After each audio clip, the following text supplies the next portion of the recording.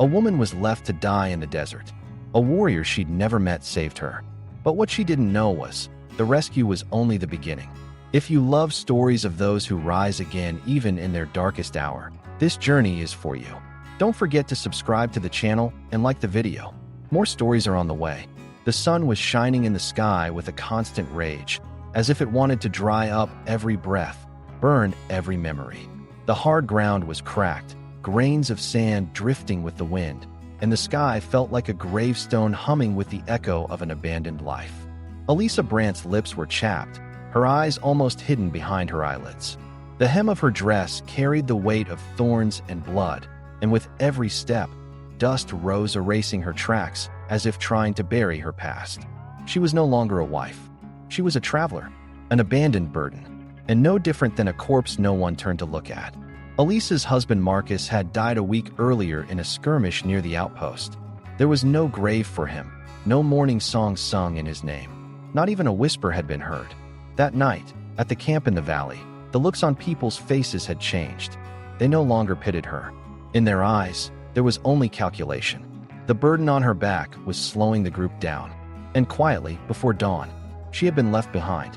When she looked back, all she could see was a cloud of dust drifting away. No trace, no farewell, only a canteen, left between the rocks, with water inside nearly evaporated. She lifted it with her fingers. The water was as weak as a mother's last drop of milk, but it was life. With one more sip, the knot in her throat didn't remind her of the past, it reminded her of death's nearness. She started walking slowly. She had no idea where to go. She had no place to go. She just walked, because stopping meant dying, and she hadn't made up her mind yet. To survive, or to dissolve into the desert like a silent corpse. Hours passed. The sky seemed to tremble, the earth to ripple. Her eyes could no longer tell reality from hallucination. And then, a shadow. At first, she thought it was a rock, then a mirage. But no, it moved. Elisa's heart began to pound like it was about to leap from her chest. She clutched her canteen, as if it were the only thing that could protect her. The shadow was a man, alone, silent, standing far away, between the rocks. His silhouette cut against the sun, his face hidden. But his body language wasn't threatening, it was neutral. Elisa took a few steps. Her feet were almost sinking into the ground, her knees resisting collapse. The man hadn't moved. There was a mysterious patience on his face. As Elisa got closer, she saw it. He had a spear in his hand, and a bow strapped to his back. He was crouched slightly, his eyes locked on her. Elisa's mouth was dry, but still, she tried to speak. "Water," she said. Her voice was like a cracked stone. "Please, water." The man narrowed his eyes slightly.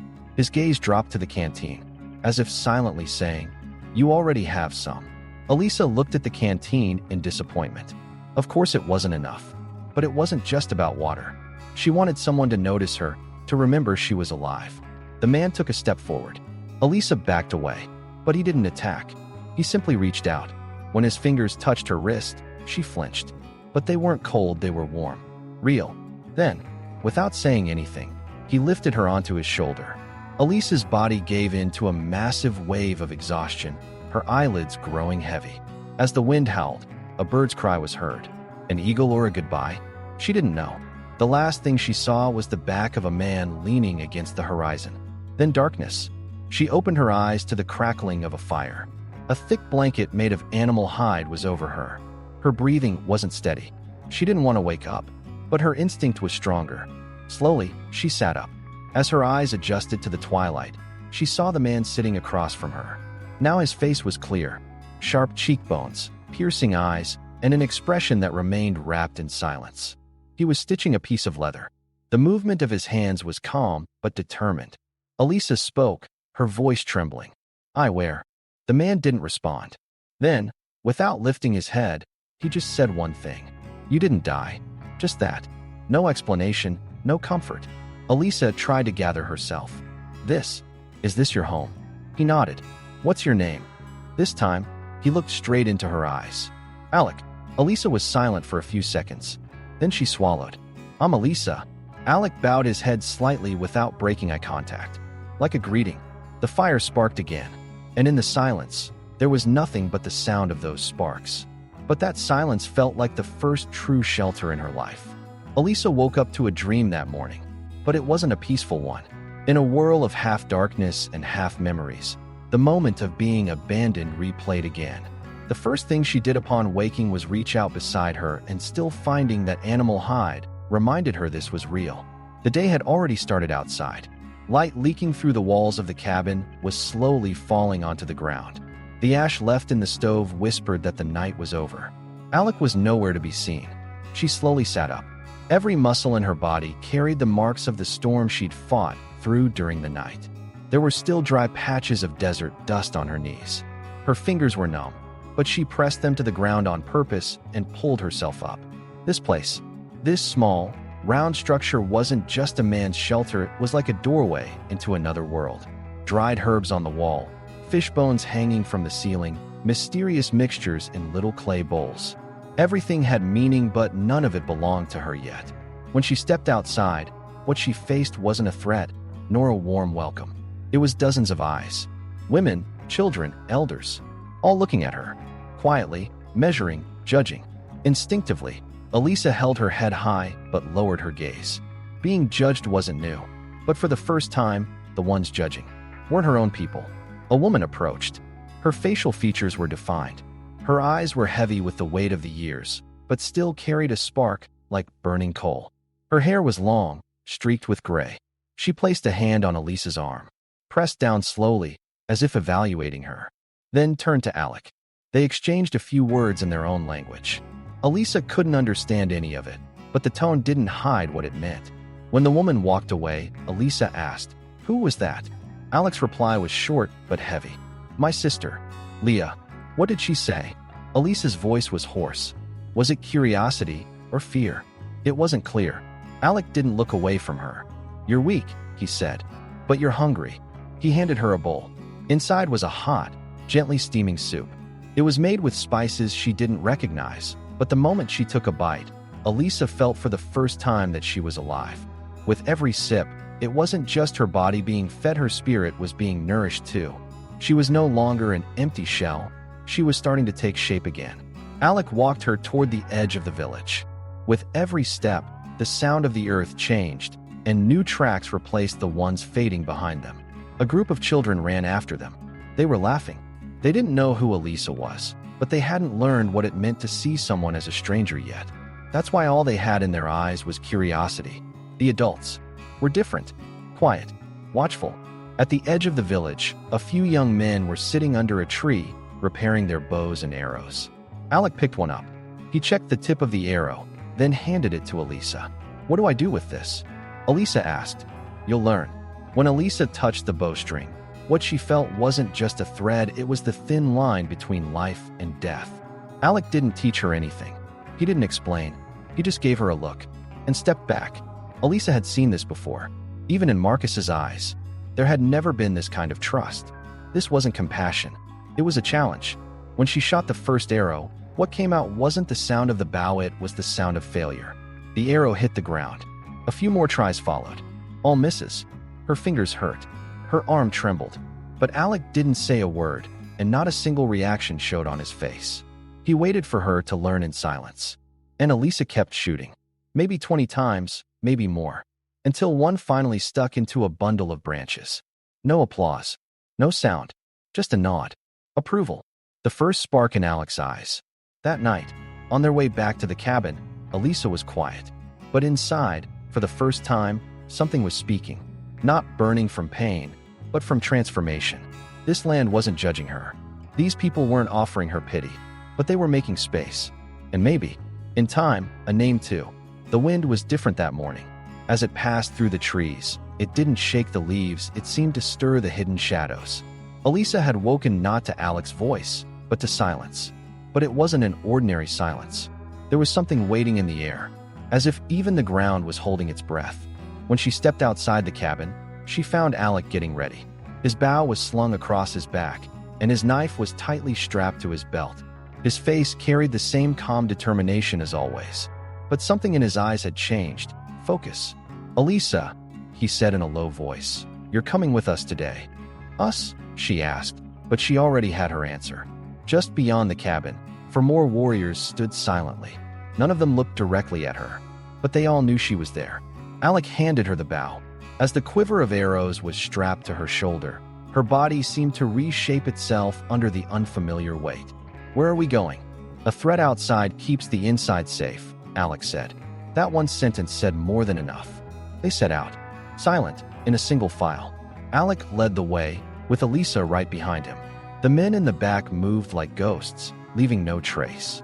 Elisa felt like she was making a mistake with every step. When her foot snapped a twig, the soft crack echoed in her chest like a gunshot. Alec didn't say anything, but gave her a short glance over his shoulder. That one look was enough to set her straight. Hours later, they set up camp on the other side of the valley. Alec traced marks in the dirt with his hands. The hunting area was marked. Silence became the language of the land. Every sense was alert. All focus turned outward. Elisa knelt among the dry grass. Her hands trembled slightly, not from fear but from concentration. Alec gave a signal, told her with his eyes to ready her arrow. The first prey was a fox, hidden in the shadows, almost invisible. When Alec gave a nod, Elisa took a deep breath. Her fingers gripped the bow. Her eyes locked on the target. The arrow flew, missed. The fox sprang and disappeared between the rocks. Elisa felt a cold wave wash over her, but Alec whispered softly behind her, "Missing the first shot is the first blood of learning." As the hours passed, Elisa's posture changed. Her back straightened. Her knees shook less. Her second target, caught behind a bush, was a rabbit. She readied her arrow, held her breath, and released. The arrow found its mark. As she walked toward the silent, fallen animal, her fingers were still trembling. Alec followed quietly behind and handed her his knife. "Your success. Your responsibility." Elisa knelt down, her eyes fixed on the tiny body of the animal. The warmth still lingered in its fur. When she took the knife in her hand, a feeling she thought she'd lost years ago rose inside her, strength. She closed her eyes. The first cut was silent. Horrible, but necessary. Life worked this way here. Things were only killed to survive. That night, when they returned to the village, the sun had painted the sky in shades of lava. Elisa walked taller now. Those who met her eyes in the village were no longer just strangers. They were curious, maybe even trying to understand. But just a few steps from the village, Alec stopped. His face darkened. He raised his fingers, signaled for silence. Elisa didn't get it at first. Then, she listened. The silence had changed. The wind wasn't blowing from the same direction. The trees, they weren't breathing. Alec suddenly dropped to one knee and pressed his ear to the ground. Then he stood up, eyes dark as storm clouds. "Riders," he said. "They're coming." "Who?" Elisa asked, breathless. Alec turned his eyes to her. "The ones who left you." Elisa's blood ran cold. Her knees trembled, but this time, she didn't fall. Because she knew. This time, there would be no running. This time, she had to answer. The ground had started whispering footsteps. When the wind shifted, the dust clouds in the distance became more visible. Alec moved toward the rocky ledge closest to the village entrance. His eyes were narrowed, no longer with the look of a hunter, but of a warrior. For other men stood beside him, hands on their bows, backs to the wind. Elisa stood a few steps behind, but her gaze was just as sharp, because for the first time, her fear had opened her eyes. And then, they came. 5 riders, skins scorched by the sun, beards unkempt, worn rifles slung over their shoulders. Their horses were restless, but the men rode like they belonged here. One of them hit Elisa like a blade to the lungs. She knew him. Broad shoulders, a voice that was always commanding, Connor Hale. He had been the leader of the caravan that left her behind. He was the one who had looked her in the eyes and said, "We can't carry you anymore." Connor pulled his reins and stopped. His gaze swept over the village. But eventually, it landed on her. "Elisa Brandt," he said with a mocking smile. "Would you look at that? You're still alive." Elisa took a step forward. Her heart was pounding, but her steps were steady. "I warned you," she said. "This land doesn't forgive those who come crawling back." Connor laughed. "Who said anything about forgiveness? We're just here to take back what's ours." "What exactly?" Alec asked, his tone firm but low. "The woman came with us," said one of the other men, "along with the supplies." Alec's face didn't show any emotion, but his muscles were tense. Elisa could read the reaction in his body. A silent rage, like he was standing at the edge of a line he wouldn't let them cross. "I'm no one's possession," said Elisa. The clarity in her voice made a few people in the village turn their heads. Connor narrowed his eyes. "Who told you belonged here?" Elisa took a deep breath. Her eyes flicked to Alec for a moment. But this time, her words came from within. "I did. I learned here. How to stand, how to fight, how to live. And yes, how to be abandoned. But after that, how to be reborn." Connor squinted. "You're still one of us. You can't escape that. You can't be part of this little masked game. No matter how hard you try, people like us don't stay in places like this." "Of course they can't," said Alec, stepping forward slowly. "Because you're afraid." "What did you say?" Connor tightened the reins. His horse grew uneasy. "You're afraid," Alec repeated. "When a woman becomes strong, when a stranger finds a home, it's easy to say they don't belong. But the truth is, you're the ones who don't belong anywhere." Connor's hand moved toward his weapon. Alec was faster. The knife flew from his fingers and landed in the dirt right in front of Connor's horse. The animal reared back in fear. Tension snapped through the air. The other riders reached for their guns but hadn't drawn them yet. "Elisa," Alec said quietly, but firmly, "it's your choice. Your past is over there, but we won't judge you for it." Connor lowered his head and looked at Elisa. "You're still one of us. You can't forget us. You can't shake us off." Elisa took a deep breath. Her hands dropped to her belt. Her fingers found the handle of the knife, the one Alec had given her, the one she had used to defend herself for the first time. She walked slowly toward Connor, looked him straight in the eyes. "Forget you," she said. "No, I haven't. But that doesn't mean I still belong to you. I don't belong there anymore. Here, for the first time, no one saved me. I made my own way." With her final word, she lowered the knife in her hand. It wasn't an attack. It was a declaration. Connor was silent for a few seconds. Then he pulled the reins of his horse. "This isn't over," he said. "We'll be back. We'll be waiting," Alec replied. The silence between them was the kind that promised a battle still to come. When Connor and his men rode away, silence fell over the village. But this time, it wasn't from fear. It was respect. Alec walked behind Elisa and after a few steps, stood beside her. "You're ready," he said. "For what?" Elisa asked. Alec narrowed his eyes and looked into the distance. The final war. The sunset hung over the village like a curtain of blood. The sky looked like it was on fire, but this time, not because of the sun. There was a vibration in the air, the kind that comes before a battle. People avoided eye contact. Children clung quietly to their mothers' skirts. Everyone knew something was about to happen, but no one wanted to make the first move. Alec stood on a high rock. His bow was slung across his back, his eyes locked on the horizon. In the featherlight silence, only one name echoed in everyone's mind: Connor. But in Elisa's mind, another name echoed, her own, because she no longer wanted to be someone else's voice. It was time to raise her own. That day, she didn't say anything to Alec or the villagers. She just prepared, took her knife, sharpened her arrow, wrapped her fingers. She had turned even her silence into a weapon. And that night, he came. Connor and his men didn't approach on horseback, they walked, melting into the shadows, quietly. No war cries. This was an ambush. An attack from within, not from the outside. And the plan nearly worked. The first sound came from Lee's hut. The door was broken down, followed by a scream. Elisa ran, her breath caught in her chest. What she saw inside was horrifying. Leah was on the ground but alive. And next to her was Taaso. Elisa froze for a moment. Taaso, with a piece of cloth in his hand, his face pale as chalk. Just as he was about to run, their eyes met. And in that instant, everything made sense.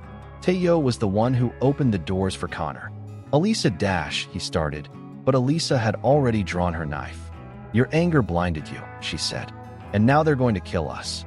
Before Taaso could move, Alec arrived. His bow was already drawn in silence. An arrow landed right at Taaso's feet. A second wasn't needed. Taaso raised his hands. The villagers were now at their doors. But outside, the real battle had begun. Connor had already reached the village square. With his men, he set 2 huts on fire and released the animals. He was creating chaos, a distraction trying to get to Elisa. Because to him, this wasn't a war, it was a reclamation. In his eyes, Elisa was a thing he still owned. But Elisa wasn't going to wait this time. She looked at Alec. "Are you with me?" Alex's reply was simple and ancient in its promise. Always. They met in the middle of the square. In the dark of night, firelight lit up their faces. Connor pulled his gun. You have to choose, he said. Either you come back with me, or you vanish here. Elisa walked forward, stepped closer, locked eyes with Connor. I already vanished, she said, until I walked this land till my feet bled. Here, I was reborn. Connor narrowed his eyes, pulled the trigger, but Elisa was faster. She ducked, rolled left the way Alec had taught her, and threw her knife. It landed in Connor's shoulder. The gun dropped from his hand. Then Alec, with his bow, scattered the rest of the men. Connor collapsed to the ground. His face was wet with blood, but his eyes were still full of arrogance. Elisa, he gasped, they'll never accept you. You don't belong to them. Elisa leaned down, knelt beside him, slowly took off her necklace, the one he had left on his bed years ago. She placed it on the ground, right next to his blood. You don't need permission to belong. You just need to stay. Connor said nothing, but his final look carried regret for the first time. By dawn, the village was quiet, but this time it was a peaceful quiet. Children laughed again. Women needed morning bread. Taaso was exiled. Connor and his remaining men were left in the forest. And the village applauded Elisa, quietly, but with honor. Leah came forward and handed her a piece of cloth. You're not alone anymore, she said. And this is your village too. Alex stood a few steps behind. Elisa looked at him, really looked. The past was still on her shoulders, but now she had the strength to carry it. And when she took Alex's hand, it wasn't a promise, it was the beginning of a life. To belong, you didn't need a title. You just had to say your own name again. I'm Elisa, she said. Once I was left behind, but I'm not going anywhere now. And the sky finally turned blue. If this story touched you, don't forget to like the video, subscribe, and turn on notifications to be the first to hear new stories.